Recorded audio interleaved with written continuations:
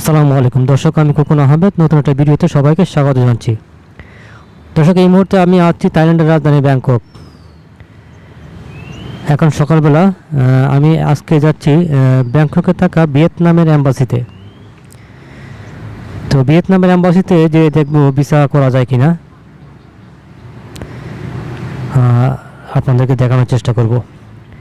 তো দর্শক, এখান থেকে ট্রেন দিয়ে মানে এমআরটি ট্রেন দিয়ে যাওয়া যায়। তো আমি বাসে করে যাচ্ছি। বাসে গেলে ভাড়া একটু কম লাগে, কিন্তু বাসে যেও আরাম, কিন্তু ওই যে রাস্তায় একটু জ্যাম থাকে, সেক্ষেত্রে সময় একটু বেশি লাগে আর কি। এছাড়া বাসে করে যেতে ভাড়া কম লাগে। আর আমি এই মুহূর্তে বাসে বসে আছি। তো আমার এখান থেকে প্রায় 7 কিলোমিটার দূর আর কি অ্যাম্বাসিটা। তো এই অ্যাম্বাসিটা অবশ্য এটা একদম সেন্টারে আছে। এটার আশপাশে আর অনেক অ্যাম্বাসি আছে, আমি ম্যাপে দেখেছি। এটা আসবে, এটার ঠিক অপোজিটে আছে আমেরিকান এম্বাসি। এছাড়া পোল্যান্ডের এম্বাসি আছে, কাজাকিস্তান ও উজবেকিস্তান এইগুলো এম্বাসিগুলো এখানে আছে। তো আমি যাওয়ার পথে যদি আমার চোখের সামনে পড়ে আমি আপনাদেরকে ভিডিওর সাথে দেখাবো আর কি। তো দর্শক, ব্যাংককের বাসগুলো অত্যন্ত সুন্দর, আর ভিতরে এসি অবশ্যই মানে স্পেস আছে অনেক, যে মানে যাতায়াত করে অনেক আরাম। দুই পাশে মাত্র একটা করে সিট, আর মাঝখানে অনেক জায়গা ফাঁকা, আর পিছনে কয়েকটা সিট আছে আর কি। তো আপনারা চাইলে বাসে করে যাতায়াত করতে পারেন যদি একটু হাতে সময় থাকে বেশি, কারণ ব্যাংককে ঢাকার মতো মোটামুটি জাম থাকে রাস্তায়। তো দর্শক, আমার কাছ থেকে ভাড়া নিল 17 বাতের মতো। 17 বাতে প্রায় 50-60 টাকার মতো চলে আসে আর কি। ভাড়া ঢাকার চাইতে একটু বেশি অবশ্যই, তবে 7 কিলোমিটার 60 টাকা ব্যাংককে সেই হিসাবে বেশি না। যদি এমআরটিতে যেতাম সেক্ষেত্রে 100 টাকার মতো লেগে যেত। তো এই যে রাস্তাগুলো দেখতে পাচ্ছেন এরকম, এখানে কিন্তু আর একটা স্টপেজে থামাইছে আর কি গাড়িটা। তো দর্শক, আমি মোটামুটি 1 কিলোমিটার আগে নেমে গেছি, কারণ গাড়িটা অন্যদিকে চলে যাচ্ছিলো। তো আমি রাস্তার থেকে কিছু খাবার কিনে নিলাম, এই যে ভাত আর চিকেন। তো কিনে ভাবলাম একটু সকালবেলা যেহেতু খাই নাই, একটু খেয়ে নিই। এখানে একটু রাস্তার পাশে বসলাম, এখানে বসে খাচ্ছি। এখানে এই রাস্তার পাশে আর অনেকগুলো দোকান আছে, এখানে আমি আপনাদেরকে দেখাবো। এখান থেকে একটু মিষ্টি আইটেমও কিনবো, এই যে খাবারটা। আর এটা সামনে একটা মন্দিরের মতো। তো খাবার দাবার শেষ করে এখানে আরও অনেকগুলো দোকান আছে, সেগুলো আপনাদেরকে দেখানোর চেষ্টা করবো। আর আমি আরও একটু মিষ্টি আইটেম কেনার চেষ্টা করবো। আপনারা ভিডিওটা কন্টিনিউ করতে পারেন। আমি মানে হাঁটতে হাঁটতে রাস্তার পাশে যা যা পড়ে তাও দেখাবো, এবং লাস্ট পর্যন্ত আপনাদেরকে ভিয়েতনামের অ্যাম্বাসির যে খবর রাখবো সেগুলো জানাবো, ভিসা নেওয়া যায় কি না বিস্তারিত।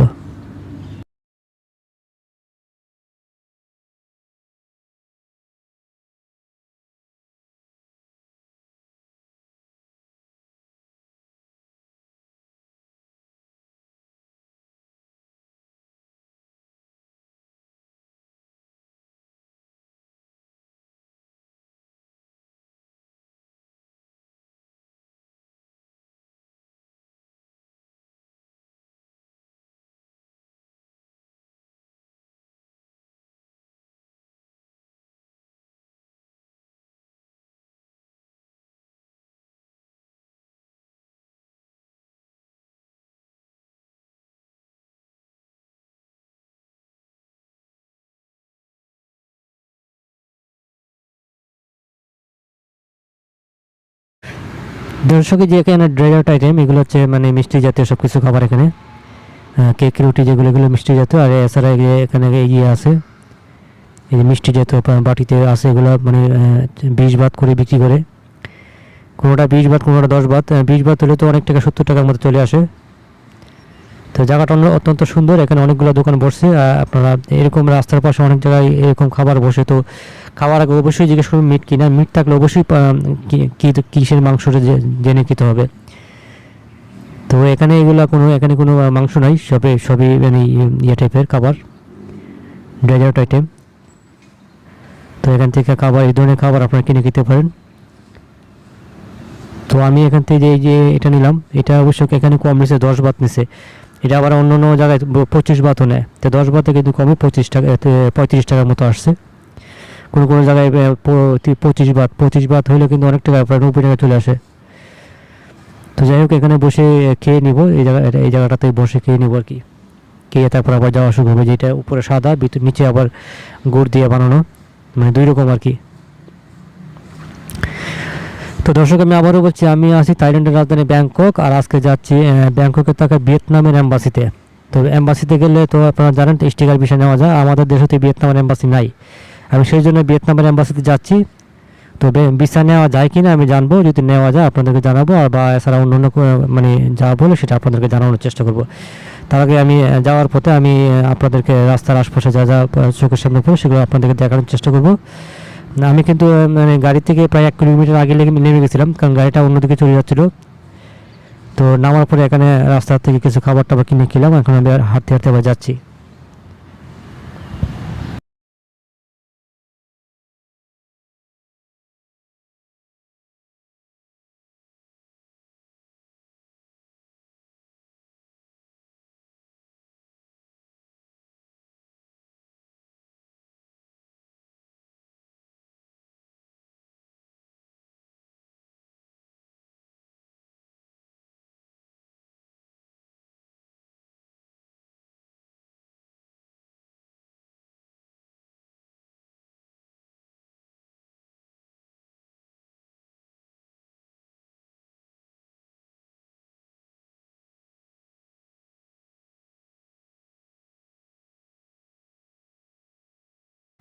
দর্শক আপনাদেরকে বলছিলাম ব্যাংককে অনেক জাম থাকে, আপনারা দেখতে পারেন গাড়িগুলো কিন্তু থামিয়ে আছে, এখানে অনেকগুলো গাড়ি থেমে আছে। তো ব্যাংককের জাম মানে ঢাকার চাইতে কম না, একটু বেশি আমি মনে করি। তার জন্য একটু মানে বাসে যাতায়াত করতে একটু সময় বেশি লাগে, কিন্তু ভাড়া কম। আর এমআরটি দিয়ে আপনারা যাতায়াত করতে পারেন, সময় কম লাগবে, এমআরটিতে ভাড়া একটু বেশি নেই। তো দর্শক আমি আবারও বলছি, আমি আছি থাইল্যান্ডের রাজধানী ব্যাংকক, আর আজকে যাচ্ছি ব্যাংককে থাকা ভিয়েতনামের এম্বাসি। আর দর্শকের যে এখানে ভিক্ষুকের সংখ্যা কিন্তু অনেক, ব্যাংককের আনাচে কানাচে অনেক ভিক্ষুক বসে থাকে সহযোগিতা নেওয়ার জন্য। আর দর্শক আমি কিন্তু কম্বোডিয়ান এম্বাসি থেকে কম্বোডিয়ান ভিসা স্টিকার ভিসা নিয়ে আসছি, তো সেটারও একটা ভিডিও আমার চ্যানেলে থাকবে, আপনারা চাইলে দেখতে পারেন যারা কম্বোডিয়ান ভিসা করতে চান। আর কম্বোডিয়ান ভিসা কিন্তু আপনার মানে যেদিন জমা দিবেন সেদিনই দিয়ে দিবে, 2-4 ঘন্টা 5 ঘন্টা সময় লাগবে, তার মধ্যে আপনাকে ডেলিভারি দিয়ে দিবে একদম স্টিকার ভিসা।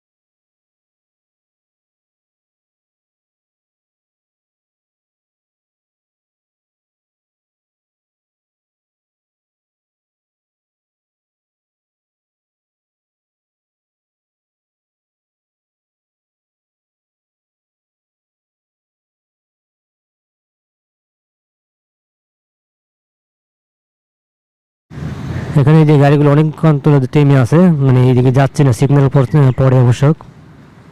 তো আমি ওই পিছনে একটা মন্দির ছিল, মন্দিরের একটা ভিডিও করলাম, মন্দিরে কিন্তু দেখলাম যে মোটামুটি টাকার বিনিময়ে দোয়া হচ্ছে এখানে। তো এটার একটা ভিডিও আমি করেছি, আমার চ্যানেলে দেওয়া থাকবে। মানে এটা এমন সিস্টেম, মানে একজনের জন্য দোয়া করলে এত টাকা, বা 2 জনের জন্য দোয়া করলে এত টাকা, এভাবে এরকম সিস্টেম করা আর কি। 8 জনের জন্য করলে এরকম এত টাকা রেট লাগানো আছে। তো ওনারা করে কি, টাকাটা দিয়ে নাম লিখে দেয়, তারপরে ওনাদের জন্য দোয়া করে আর কি। এটা টেম্পলে দর্শক আমি যে হাতে দেখালাম এটা একটা দই, এটা 35 টাকা নিয়েছি, আমি 7 ভিতরে কিনছিলাম। আপনারা মন্দিরের ভিডিওটা দেখতে পারেন চাইলে, আমার চ্যানেলে দেওয়া থাকবে। এটা একটা ইন্টারেস্টিং গল্প থাকবে অবশ্যই। এখানে বেল্ট আছে, বেল্টগুলো 100 বাত করে বিক্রি করে। 100 বাত মানে 350 টাকা। এখানকার টাকা মনে হয় যে কম, কিন্তু আমাদের টাকা যখন কনভার্ট করি তখন অনেক টাকা চলে আসে।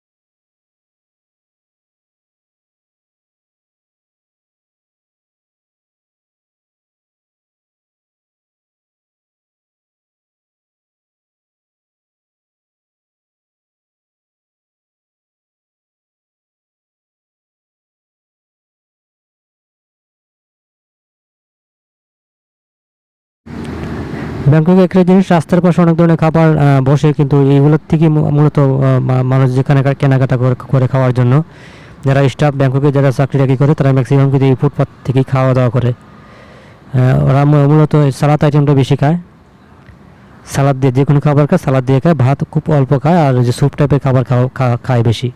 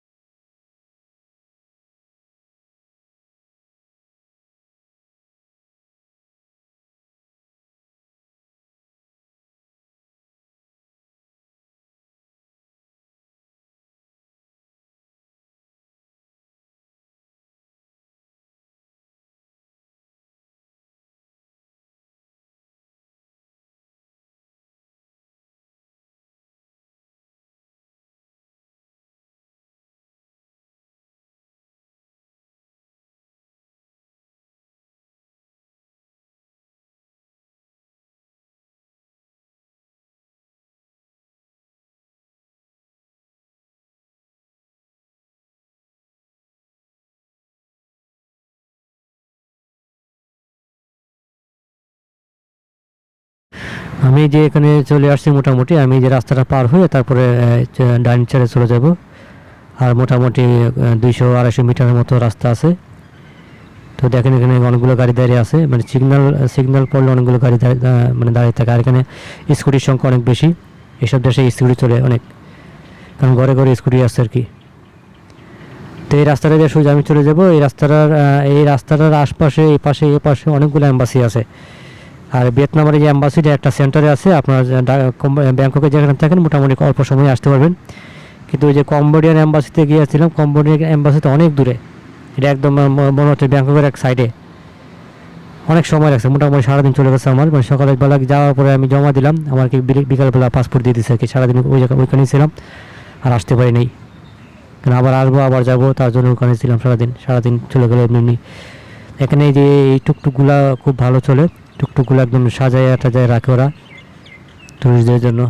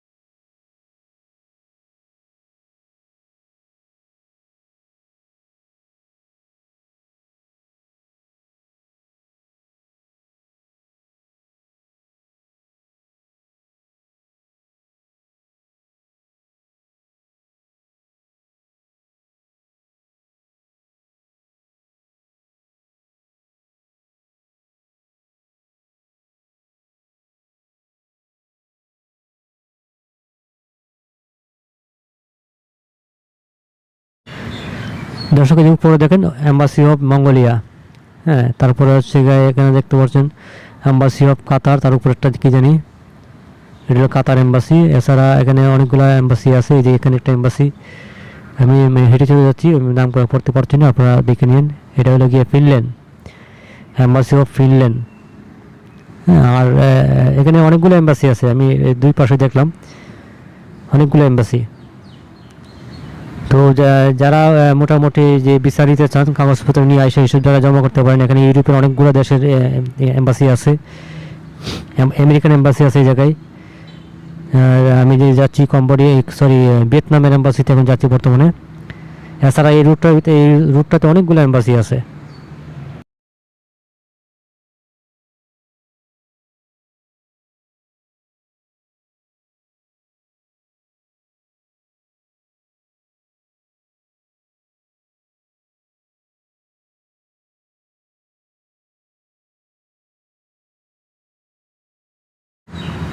এম্বাসি অফ পোল্যান্ড, এটা হলো পোল্যান্ডের এম্বাসি। আর রাস্তার ওই পাশে এম্বাসি আছে। এটা একটা মানে মোটামুটি একটা আবাসিক এরিয়া মতো, খুবই সুন্দর একটা এরিয়া। এখানে ম্যাক্সিমাম এম্বাসিগুলো এই এই এই এই আশপাশে আছে। আপনারা যারা ভিসা নিতে চান, তারা কাগজপত্র নিয়ে এসে এখানে জমা করতে পারেন।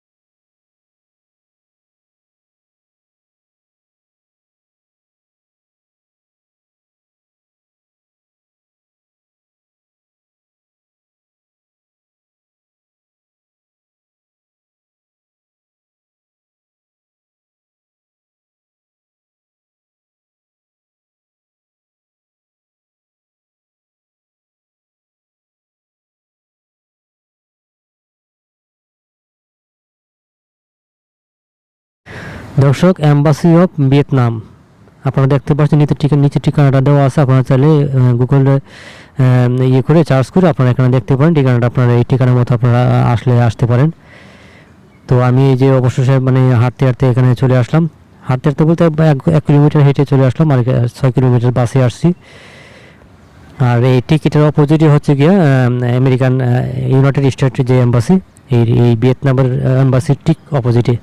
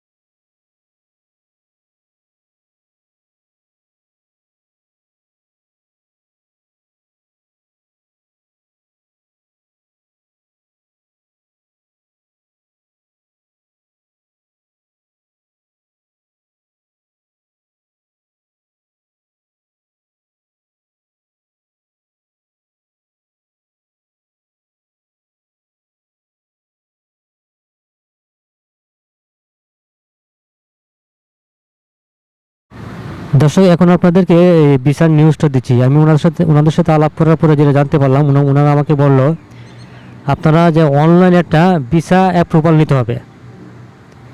হ্যাঁ, ভিসা অ্যাপ্রুভাল অনলাইনে নিয়ে সেই অ্যাপ্রুভালটা নিয়ে এখানে আসতে হবে, তারপর ওনারা ভিসা দিবে। তো আমি যতটুকু জানি ভিসা অ্যাপ্রুভাল নিয়ে সরাসরি ভিয়েতনামে চলে যাওয়া যায়, ওইখানে গেলেও আধা ঘন্টার ভিতরে ভিসা দিয়ে দেয়। তো ওনাদের এখানে আসলে সেম জিনিসই, আপনারা ভিসা অ্যাপ্রুভাল এই অনলাইনে নিতে হবে, নিয়ে তারপরে এখানে আসলে ওনারা ভিসা দিবে। আর এটা উনি বলে দিল, যদি আপনারা নিজেরা অনলাইনে ভিসা অ্যাপ্রুভাল নিতে না পারেন, সেক্ষেত্রে যে কোনো ট্রাভেল এজেন্সির কাছে গেলে ওনারা আপনাদেরকে ভিসা অ্যাপ্রুভাল নিয়ে দিবে। তো এটা আমি আমাদের দেশে এরকম আছে আমি জানি, কারণ যেহেতু আমাদের দেশে ভিয়েতনামের এম্বাসি নাই, তো ওনারা ওইভাবেই মানে যারা ভিয়েতনাম যায় তারা এইভাবেই যায়, ভিয়েতনামের ভিসা অ্যাপ্রুভাল নিয়ে তারপরে ওইখানে যাওয়ার পরে ইমিগ্রেশনে যে একটা ফর্ম ফিল আপ করে এক কপি ছবি দিয়ে আর একটা কত জানি $25 না কত জানি পেমেন্ট করতে হয়। ওইখানে যাওয়ার পরে পেমেন্ট করার পরে আধা ঘন্টা হয়তো বসে থাকতে হয়, তারপরে ওনারা ভিসা দিয়ে দেয় আর কি। তো আপনারা চাইলে এইভাবে যেতে পারেন, আর যারা এখান থেকে ভিসা নিতে চান তারা এই যে ভিসা অ্যাপ্রুভালটা এখানে চলে আসবেন, তখন ওনারা ভিসা দিয়ে দেবে। তো সবাই দর্শক সবাই ভালো থাকবেন। আমি আজকের নিউজটা এটাই। তো ভিয়েতনামের এম্বাসিতে আপনারা সরাসরি কোনো ভিসা নেওয়ার কোনো ইয়ে নাই, আপনারা যদি ভিসা অ্যাপ্রুভাল নিয়ে এখানে আসতে পারেন অবশ্যই ভিসা দিয়ে দেবে। তো সবাই ভালো থাকবেন, ধন্যবাদ সবাইকে।